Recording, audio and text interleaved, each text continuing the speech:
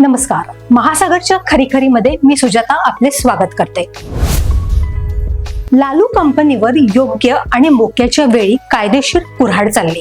अमित शहा यांनी काही दिवसांपूर्वी तेजस्वी यादव यांना अडकवण्याचे सूतोवाच केलेच होते.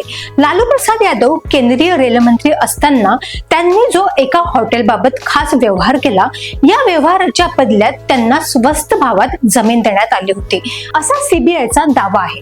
त्या संदर्भातच दिल्लीच्या न्यायालयामध्ये हा खटला दाखल करण्यात आला आहे.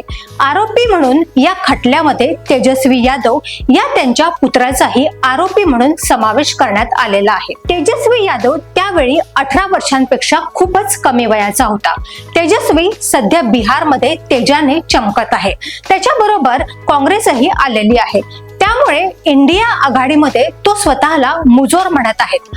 म्हणजेच कसेही करून एनडीएला बिहारमध्ये आपली सत्ता स्थापन करायची आहे. त्यासाठी साम दाम दंडभेद अशा सर्व हत्यारांचा उपयोग केला जाईल. तरीही लालू प्रसाद अगदी धुतल्या तांदळाप्रमाणे स्वच्छ आहेत असे त्यांच्या अगदी जवळच्या मित्रांनाही वाटत नाही.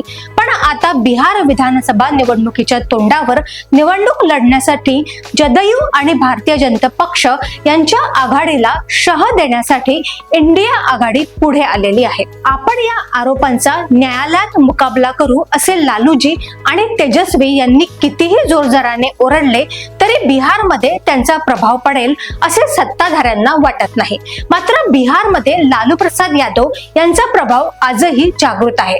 18 ते 20% त्यांची मते कायमच आहेत.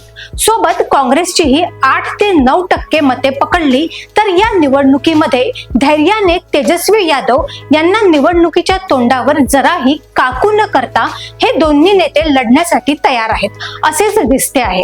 आता त्या पलीकडे जाऊन निवडणुकीचे घोडा मैदान जवळच आहे. तिथे बिहारची बहार काय आहे ते नक्कीच दिसेल. अशाच घडामोडींसाठी बघत रहा महासागर. अजूनही तुम्ही आमच्या चॅनलला सबस्क्राईब केलं नसेल तर लगेच सबस्क्राईब करा, लाईक करा, शेअर करा आणि बघत रहा महासागर. नमस्कार.